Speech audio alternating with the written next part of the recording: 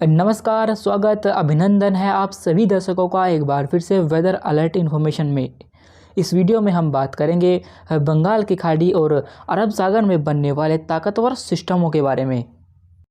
सबसे पहले हम आपको बता दें कि बंगाल की खाड़ी और अरब सागर में जो भी सिस्टम डेवलप होते हैं उन सभी को स्ट्रॉन्ग बनने के लिए यानी साइक्लोन के रूप में बदलने के लिए जो जो पैरामीटर्स होते हैं वे ये होते हैं कि एक तो उस क्षेत्र की जो हवाएं होती है यानी अपर लेवल पर जो विंड चलती है वह कम होनी चाहिए और साथ ही समुद्र की सतह का जो टेम्परेचर रहता है वो 28 से 30 डिग्री सेल्सियस के बीच होना चाहिए। पर लेकिन ग्लोबल वार्मिंग की वजह से समुद्री सतह के तापमान भी काफ़ी बढ़ गए हैं, जिसकी वजह से ये जो टेम्परेचर है वे 28-30 के बीच होने की बजाय 31 या 32 डिग्री सेल्सियस तक भी पहुंच जाते हैं। अरब सागर में जो सिस्टम डेवलप होगा वो काफ़ी प्रभावी होगा, क्योंकि वो अरब सागर में काफ़ी अंदर की तरफ विकसित होगा, जिसकी वजह से वे 8 या फिर 9 किलोमीटर प्रति घंटा की रफ्तार से आगे बढ़ना शुरू करेगा। जब भी कोई सिस्टम इतनी कम गति से आगे बढ़ता है और समुद्र में काफ़ी अंदर की तरफ बनता है तो उसके साइक्लोन में बदलने की संभावना अधिक होती है और हो सकता है कि वो साइक्लोन एक्सट्रीमली सीवियर साइक्लोन या फिर कुछ समय के लिए सुपर साइक्लोन की कैटेगरी तक भी पहुंच जाए। भारत में साइक्लोन का जो सीज़न होता है वो शुरुआत में प्री मानसून सीज़न में यानी मई से लेकर जून के बीच होता है, जबकि इसके बाद जब मानसून देश से चला जाता है तो पोस्ट मानसून सीज़न में अक्टूबर से लेकर दिसंबर के मध्य तक सबसे अधिक साइक्लोन बनने की संभावना होती है। अरब सागर में 20 अक्टूबर के आसपास एक निम्न दबाव का क्षेत्र विकसित होगा और वही सिस्टम वहीं पर लगातार प्रभावी होता रहेगा और उसके बाद डिप्रेशन, फिर डीप डिप्रेशन और अंत में साइक्लोन स्टॉर्म की कैटेगरी में पहुंच जाएगा। क्योंकि ये साइक्लोन समुद्र में बहुत अंदर है और बहुत धीमी गति के साथ आगे बढ़ेगा, इसी वजह से इसके लगातार प्रभावी होते हुए एक्सट्रीमली सीवियर साइक्लोन की स्टॉर्म बनने की भी पूरी संभावना दिखाई दे रही है। सबसे पहले हम आपको ये भी बता दें कि जब भी कोई साइक्लोन डेवलप होता है उसके ट्रैक को लेकर लगातार असमंजस बने रहते हैं, क्योंकि साइक्लोन काफ़ी स्ट्रॉन्ग सिस्टम होता है और ये लगातार अपने ट्रैक को चेंजेस करता रहता है। फिलहाल इसका जो पॉसिबल ट्रैक सामने आया है वो शुरुआत में इसके उत्तरी दिशा में आगे बढ़ने की संभावना है, उसके बाद इसके मुड़कर उत्तर पश्चिम दिशा में ओमान की तरफ जाने की संभावना दिखाई दे रही है। पर लेकिन ओमान के तटों के करीब पहुंचते हुए ये सिस्टम रिकवर करेगा और फिर से गुजरात और पाकिस्तान के जो हिस्से हैं इन भागों की तरफ इसके जाने की संभावना दिखाई दे रही है। तो वहीं बंगाल की खाड़ी में भी एक सक्रिय सिस्टम 20 अक्टूबर के आसपास ही डेवलप होगा। ये सिस्टम भी लगातार प्रभावी होगा और डिप्रेशन इसके बनने की संभावना दिखाई दे रही है। फिलहाल कुछ मॉडल ये भी इंडिकेशन कर रहे हैं कि ये भी कुछ समय के लिए साइक्लोन बन सकता है, पर लेकिन अभी उसकी प्रबल संभावना बेहद कम है। पहले हम अरब सागर में बनने वाले सिस्टम पर नज़र डालते हैं। ये सिस्टम लगातार तटों के साथ साथ आगे बढ़ता रहेगा, क्योंकि गुजरात के ऊपर एक एंटी साइक्लोन बना हुआ है और वो काफ़ी सक्रिय है। इसकी वजह से ये इसे गुजरात की तरफ आने से रोकेगा और इसे ओमान की तरफ ही पुश करेगा। पर लेकिन ओमान के तटों पर पहुंचने पर इस सिस्टम के रिकवर करके फिर से गुजरात और पाकिस्तान की तरफ मुड़ने की संभावना दिखाई दे रही है, जबकि बंगाल की खाड़ी में बना सिस्टम भी यहीं से रिकवर करेगा और म्यांमार की तरफ पहुंच जाएगा, क्योंकि उसका जो ट्रैक है वो काफ़ी समुद्र के अंदर काफ़ी कम है, इसलिए वो इतना इंटेंसिफाई नहीं होने वाला और जल्द ही लैंडफॉल करेगा और कमज़ोर हो जाएगा। जबकि अरब सागर में बना सिस्टम तटों के साथ साथ आगे बढ़ता रहेगा और रिकर्व करके ये पाकिस्तान के जो तटीय हिस्से हैं इन भागों पर इसके लैंडफॉल करने की संभावना फ़िलहाल दिखाई दे रही है।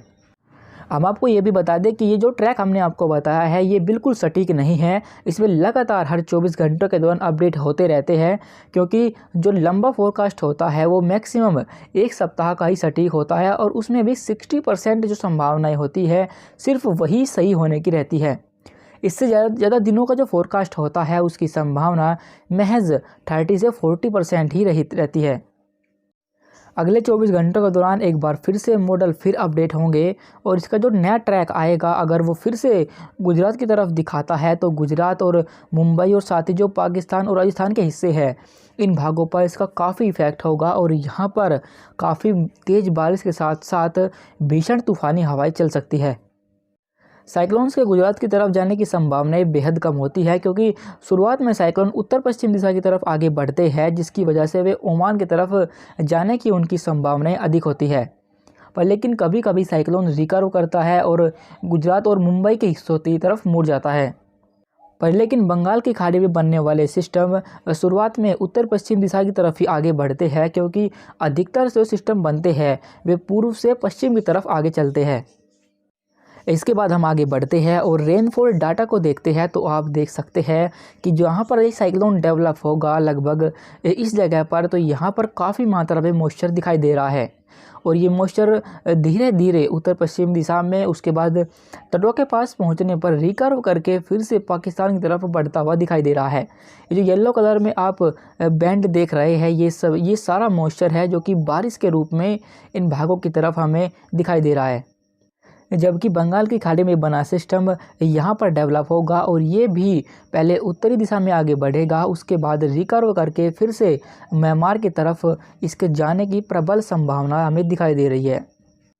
अभी ऐसा नहीं है कि साइक्लोन का बिल्कुल सटीक ट्रैक है, क्योंकि कुछ मॉडल है यानी ECMWF का जो मॉडल है वो इसके ट्रैक को ओमान की तरफ ही दिखा रहा है, जबकि GFS का जो मॉडल है वो उसके ट्रैक को रिकर्व करके फिर से गुजरात और जो पाकिस्तान के हिस्से हैं इन भागों की तरफ ही दिखा रहा है। इस साइक्लोन के ट्रैक, दिशा और साथ ही इसकी क्या इंटेंसिटी होने वाली है, इसके बारे में हम आपको लगातार अपडेट करते रहेंगे, तो आप बने रहिए हमारे साथ।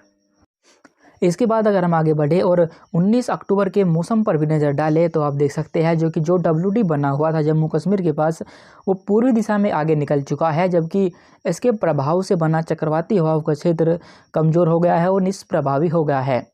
पहाड़ों पर हुई भारी बर्फबारी और मैदानों में हुई तेज़ बारिश और ओलावृष्टि का असर आपको 19 अक्टूबर से दिखाई देगा और इन सभी भागों पर उत्तर पश्चिम दिशा से लगातार ठंडी हवाएं चलेंगी, जिसकी वजह से पंजाब, हरियाणा, दिल्ली, पश्चिम उत्तर प्रदेश और राजस्थान और साथ ही मध्य प्रदेश के उत्तरी हिस्से यानी इन सभी इलाकों पर मौसम लगभग साफ रहेगा और तापमान कम होना शुरू होंगे। इसके बाद पूर्वी भारत की तरफ चले तो पूर्वी भारत में भी पूर्वी उत्तर प्रदेश, बिहार, झारखंड, पश्चिम बंगाल और उड़ीसा, इन सभी भागों पर मौसम साफ रहेगा, पर लेकिन उड़ीसा के तटीय हिस्सों पर हल्का मॉइस्चर होने की वजह से यहाँ पर 1-2 स्थानों पर हल्की बारिश हो सकती है। पूर्वोत्तर भारत में भी मौसम साफ रहेगा, जबकि इसके जो उत्तरी हिस्से हैं यानी अरुणाचल प्रदेश के हिस्से, इन भागों पर कहीं कहीं हल्की बारिश होने की संभावना दिखाई दे रही है। अंडमान सागर पर बने इस चक्रवाती हवाओं के क्षेत्र की वजह से यहाँ पर कई स्थानों पर मध्यम से भारी बारिश होगी, जबकि इस एंटी साइक्लोन की वजह से जो गुजरात के ऊपर बना हुआ है, इसकी वजह से जो हवाएं हैं वे बंगाल की खाड़ी से इस तरीके से दक्षिण भारत के हिस्सों को हिट कर रही है, जिसकी वजह से यहाँ पर तटीय तमिलनाडु और केरल के अधिकांश हिस्से और साथ ही तटीय कर्नाटक, इन भागों पर कुछ स्थानों पर हल्की बारिश होने की संभावना दिखाई दे रही है। केरल में 1-2 स्थानों पर तेज़ बारिश भी हो सकती है। लक्षद्वीप में भी कई स्थानों पर मध्यम से भारी बारिश होगी। फिलहाल वेदर अलर्ट इन्फॉर्मेशन में अभी के लिए बस इतना ही। वीडियो अच्छी लगी हो तो उसे लाइक करें और मौसम से जुड़े हर अपडेट को जानने के लिए यूट्यूब पर हमारे चैनल को सब्सक्राइब करना ना भूलें। धन्यवाद।